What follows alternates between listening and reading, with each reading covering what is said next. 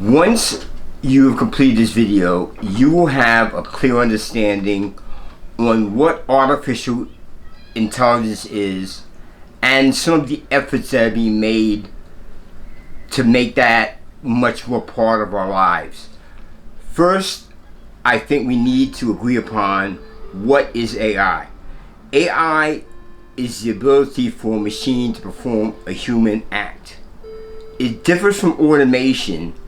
Although AI can involve automation, automation is when a machine performs a repetitive act. Automation could be like a remote control or a garage door opener. And when you talk about artificial intelligence, it's much greater than that. The term a lot of us are familiar with right now is large language models, like Copilot and Ernie and ChatGPT.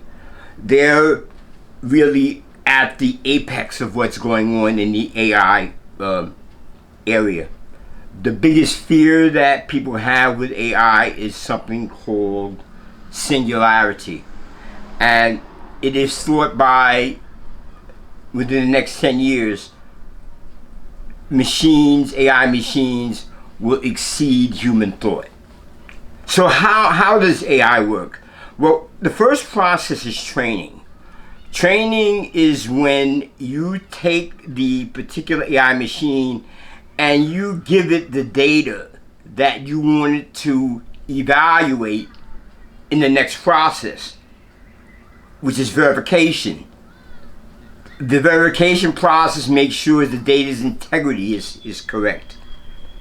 Then there's an inference process where it actually takes the data and constructs output for you. Things that are involved are biases. Don't think of them as being negative all the time. Biases are needed sometimes, most of the times when you're developing an AI module or an AI machine. And weights, which is how you take certain factors and the amount of strength you get that in drawing the conclusion.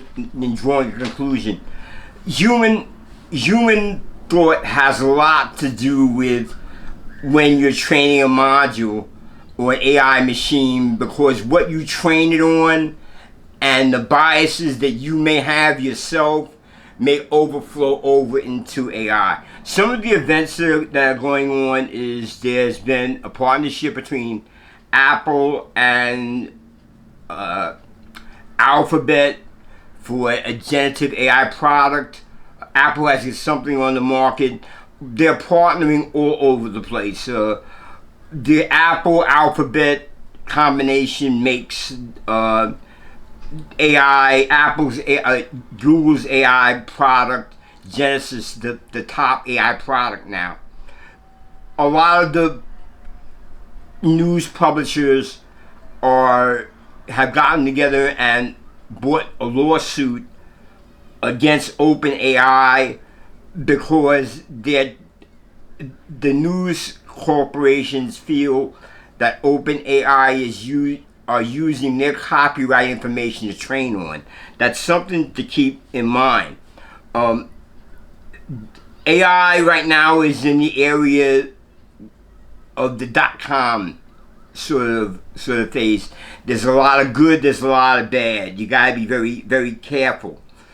One of the issues with AI, which became apparent with the Genesis product, the large language model product made by Alphabet, is that their first release of the product performed hallucinations.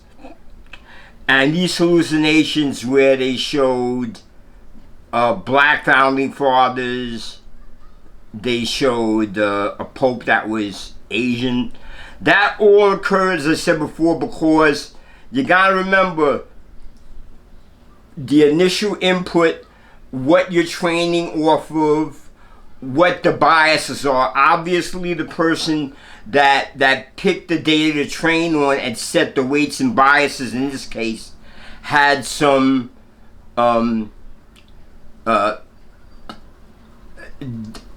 interest in making sure that race wasn't an impact when something like founding fathers' race is obviously an impact. Google has announced, or Alphabet has announced, a multimodal large language model product. Multimodal products aren't just simply voice. Multimodal products allow you to use text, code, audio, image, and video as far as inputs to the large language model. So it's a huge step toward language models. NVIDIA is doing well with their graphic processing units. They are 25 times faster than most of the units that are being, or I should say, chips that are being developed by companies who are using the older chip concept of GPUs. China is beginning to phase, or the desire is to phase out the design, the packaging, production, and fabrication of AI by the year 2027. That is impossible.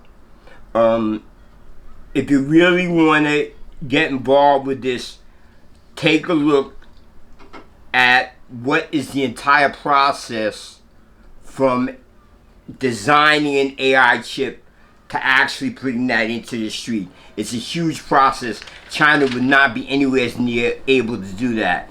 AI, Apple has partnered with OpenAI for a product called GPT-O, which is another multimodal product. Apple has partnered with a lot of people recently. I want to introduce you also to the next gen of large language models, which is GPT-5. GPT-5 is going to be a smart GPT-4. It's going to be much more reliable. It's going to restrict hallucinations. It's going to have connections with the web. It's going to have a longer lifetime window.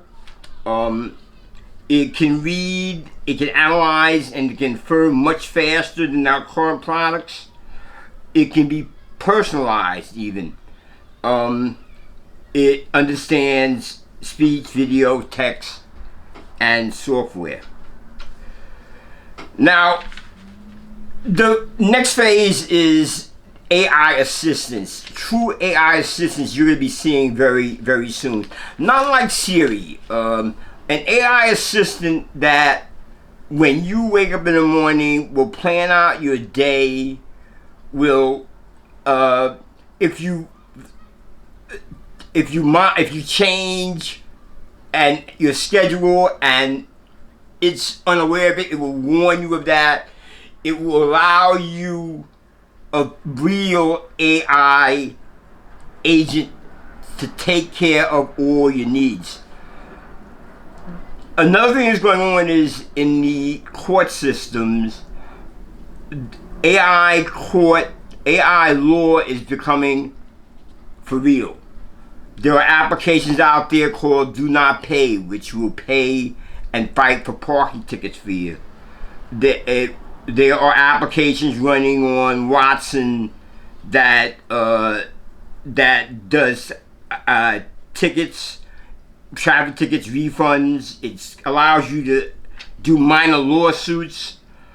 There are many, many AI packages coming out, particularly in the legal area. That's just about it. Please give me a thumbs up and please subscribe and have a great day. Bye.